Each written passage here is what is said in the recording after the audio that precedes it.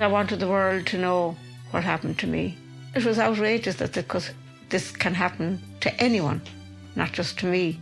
I decided after I was forced injected and also forced hospitalized against my will that I needed to do something about this. It's my responsibility to take my anger, transform it into something positive that will help others who are struggling. Many psychiatric survivors arrive at the conclusion they want to change the system, but aren't sure where to begin. Mental health activism comes in many forms and can be overwhelming at first. The first piece that I wrote about it was in my school's student paper, and people were kind of attacking. And there was a random psychiatric survivor who, person like from our movement who somehow found this, in this like small student paper and commented and like defended me. I think there were a couple. I felt so grateful for that like, okay, even if the world sees this as this really controversial standpoint, there is this movement out there that's defending, my rights, and there are people who agree with me, and maybe one day I'll get to be a part of it. And then I was. Read survivor stories. Once you do that, it opens up a new world for you. And you could say, you know what, I want to volunteer and I want to do this. Look, I don't want to take on the whole world, but here's what I can do. My advice would just be to get connected. I think social media can be really great for that.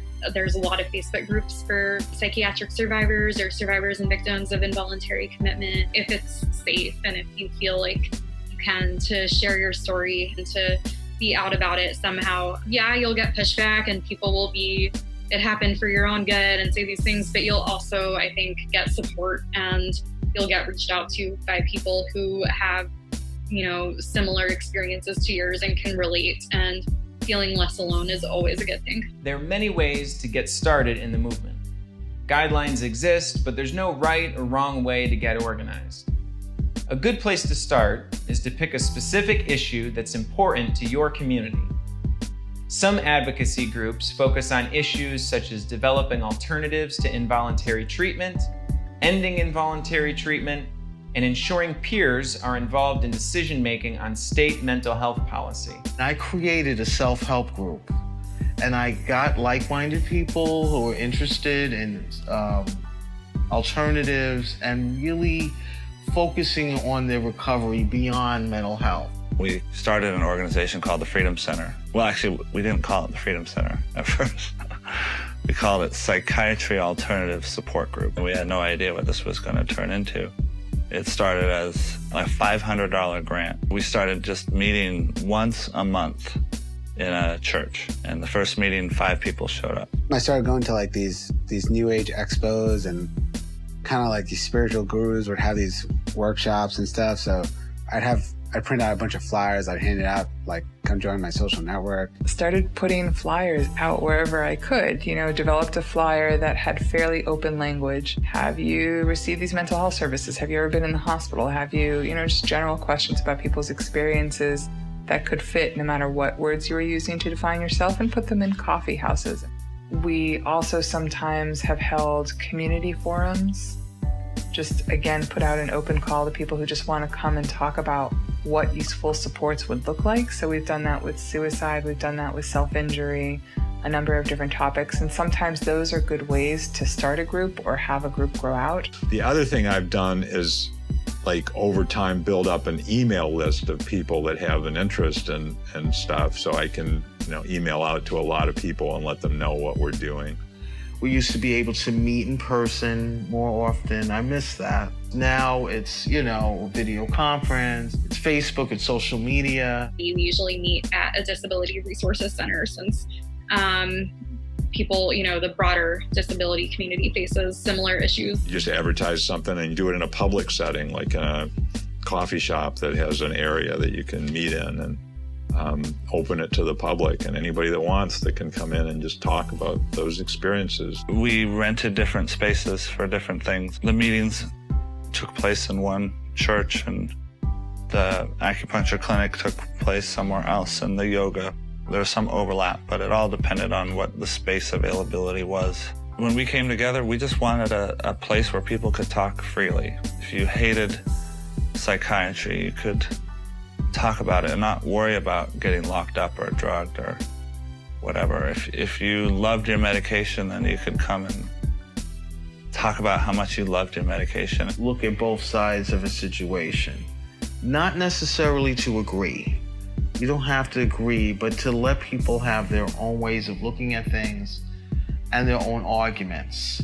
Because if you want to change everyone to your way of thinking, it doesn't really work. They can coexist and be friends with people who have completely different views. Not to say that it was easy, but it worked. Once groups of psychiatric survivors begin meeting and talking with one another, they start advocating for the ideas they generate together, which helps build their confidence as they face the challenges of approaching legislators and naysayers. They discover their problems are not caused by personal defects, but by the system itself.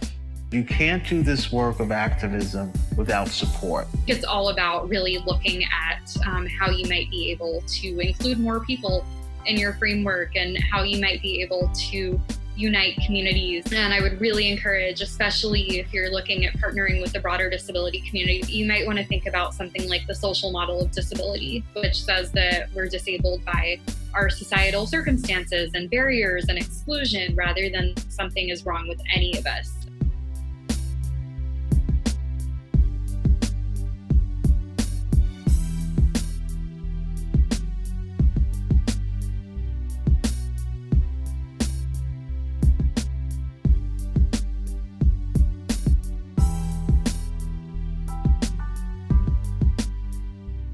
The activities of organizations and groups are limitless.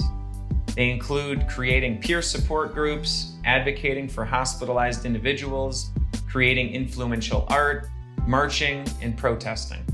Now there's programs to really reach into people that are inpatient, to tell them about the movement, tell them about, peer support and recovery. It's not us and them. It's not the people outside and the people inside. We're one.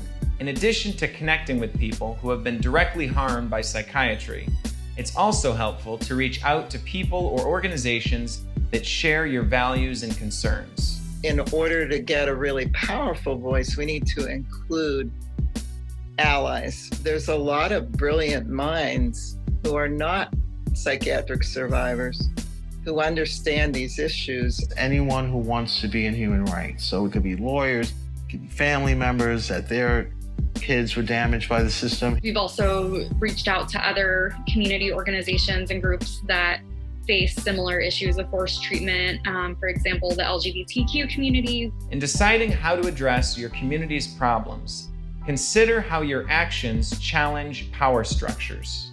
No aspect is more important than the others. The key is to operate with intention. And just regular organizing, you really have to have a small group or a group of people who want to organize something. It can't be 50, 100 people because it doesn't happen. People giving their ideas, but no one's doing anything. You won't get things done by having big, massive things. I don't try to engineer things too much. If I'm trying to organize it too much, I probably will be going in the direction of control. It should sometimes be done locally. So if a protest is in Philadelphia, let's work with the local people there. It can't be a top-down. This is a grassroots movement. This kind of local activism, this independent activism, set the stage for the state to finally decide to fund peer-run activity. People mistakenly think funding is needed before you can take the first step. It's best to think of funding as helpful for growth rather than a necessary starting point. MindFreedom has been around for 2 decades. We have a lot to offer, and donations make it possible to have that voice, amplify that voice, and asking is key. People might say no, but they do not give generally unless they are asked. So ask for donations. A major donor They often are contacted in writing, phone, and then in person.